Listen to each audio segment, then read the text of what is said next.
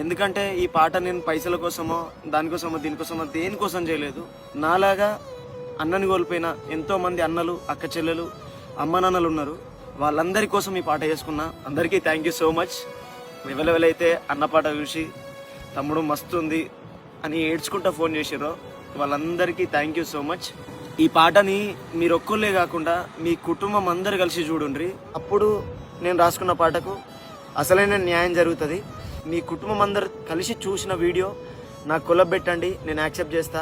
అన్నయ్య కోసం చేసుకున్న పాట ఇంకా రిలీజ్ అయిందో లేదో అని కొంతమందికి తెలియదు.